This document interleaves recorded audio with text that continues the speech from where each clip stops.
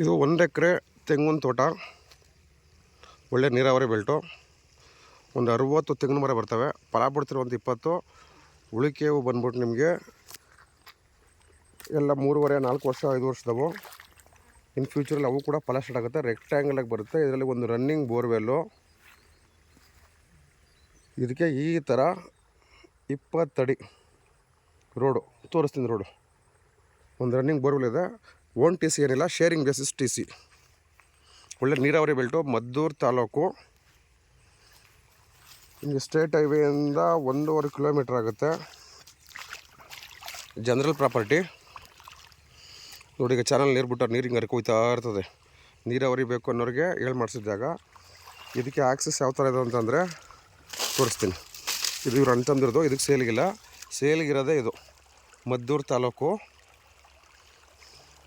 ಬೆಂಗಳೂರಿಂದ 80 ಕಿಲೋಮೀಟ್ರ್ ಆಗುತ್ತೆ ಇದು ಪ್ರಾಪರ್ಟಿಗೆ.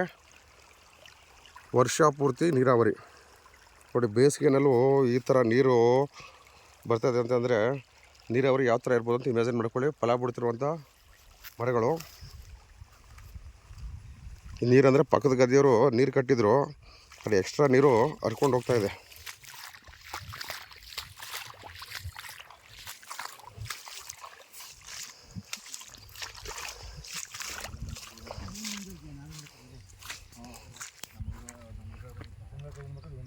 ಇದು ಈ ಥರ ಚಾನಲ್ ರೋಡು.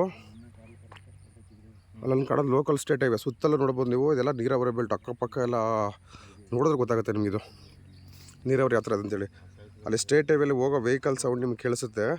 ಮರಗಳು ಅಡ್ಡ ಇರೋದ್ರಿಂದ ಕ್ಲಿಯರಾಗಿ ಕ್ಯಾಪ್ಚರ್ ಆಗ್ತಾಯಿಲ್ಲ. ಅಲ್ಲಿಂದ ಇದೊಂದು 400 ಮೀಟ್ರು ಈ ಥರ ರೋಡು. ಸೊ ಇಲ್ಲಿಂದ ಇದು ಅಣ್ತಂದಿರ ಭಾಗ. ಇಲ್ಲಿಗೆ ರೋಡ್ ಅದಕ್ಕೆ ಇಂಡಿಪೆಂಡೆಂಟ್ ಆಕ್ಸಸ್ ಇಲ್ಲ.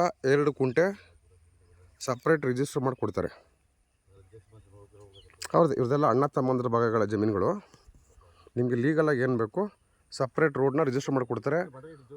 1 ಎಕರೆ ಈ ಥರ ಫಲ ಬಿಡ್ತಿರುವಂಥದ್ದು. ಈ ಫಸ್ಟ್ ಲೈನ್ ಇರೋ ದೊಡ್ಡ ಮರಗಳೆಲ್ಲ ಅದ್ರ ಪಕ್ಕದ್ದು ನೋಡಿ. ಹಿಂದೆ ಹೋದಾಗ ಹಿಂದೆ ಇಲ್ಲಿವರೆಗೆ ಕಾಣಿಸುತ್ತೆ. ಹಂಗೆ ಟೋಟಲ್ 60 ಚಿಲ್ಲರೆ ಮರ ಇದೆ. ಅದರಲ್ಲಿ 20 ಮರ ಆಲ್ರೆಡಿ 35-40 ವರ್ಷದ್ದು ಫಲ ಬಿಡ್ತಾಯಿದೆ. ಉಳಿದವು 40 ಚಿಲ್ಲರೆ ಮರಗಳು 3ರಿಂದ 4 ವರ್ಷದವು. 2 ವರ್ಷ ಅವು ಕೂಡ ಫಲ ಸ್ಟಾರ್ಟ್ ಆಗುತ್ತೆ. ನೀರಾವರಿ ಬೆಲ್ಟು, ಮದ್ದೂರು ತಾಲೂಕು ರಿಜಿಸ್ಟ್ರೇಷನ್ನು. ಒಳ್ಳೆ ಬೆಸ್ಟ್ ಪ್ರೈಸು. ಜನರಲ್ ಗೌಡ್ರ ಪ್ರಾಪರ್ಟಿ.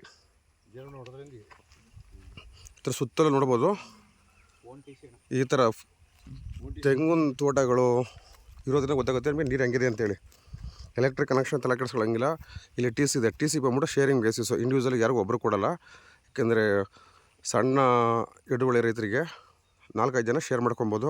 ನೋಡಿ, ಇದು ಬೇಸಿಗೆಗಾಲ. ಬೇಸಿಗೆಗಾಲದಲ್ಲೂ ನೀರಿಂಗು ಬರ್ತಾಯಿದೆ.